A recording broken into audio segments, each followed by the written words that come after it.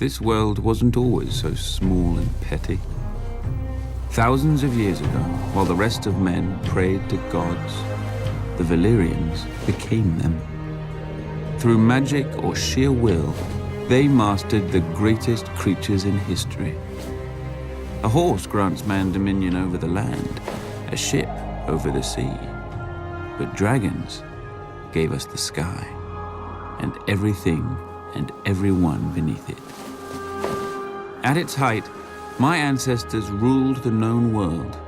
Whatever parts we didn't weren't worth knowing. Our capital of Valyria shamed the magnificent cities of the east, for hammers and chisels were no match for dragon fire and sorcery. It was a city and an empire built to last until the end of time. It didn't. 400 years ago, the doom fell on Valyria.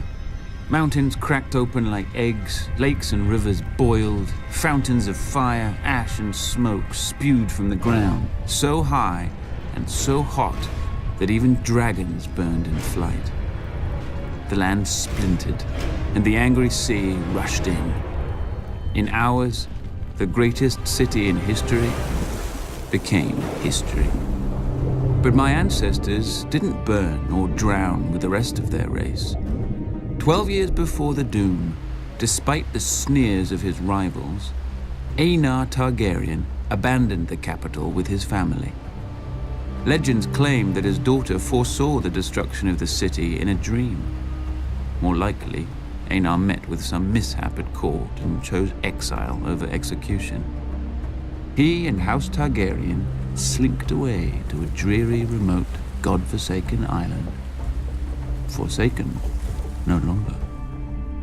With arts now lost to the world, we transformed a tiny outpost into Dragonstone, a fortress fit for the last dragon lords.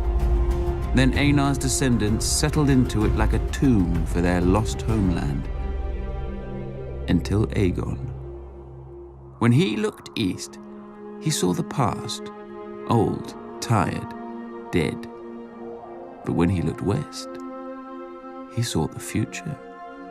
Gold in the ground, gold in the fields, and no dragons in the sky but his. He and his sisters, Rhaenys and Visenya, flew over the great continent, ostensibly visitors to a strange land. But when Aegon returned, he ordered construction of a massive table carved in the shape of Westeros, with all the notable rivers and mountains that they had seen. A personal map of the Seven Kingdoms, then ruled by 7 squabbling families. House Durrandon held the Stormlands from their seat at Storm's End, due south of Dragonstone.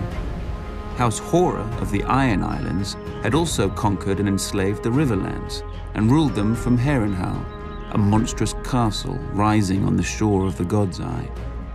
House Stark held the frozen wasteland of the north, the oldest, largest, and emptiest of the kingdoms. House Lannister held the Westerlands, the wealthiest kingdom, thanks to their gold mines. House Gardner held the Reach, the second wealthiest kingdom, thanks to their crops. House Arryn held the Vale, or rather the Vale held them. The mountains were impassable except through the Bloody Gate, which had never been taken.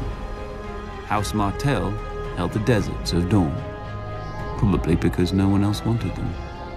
Together, the 7 kingdoms made Westeros, a realm that wasn't yet a realm, ruled by great families who didn't know what greatness was.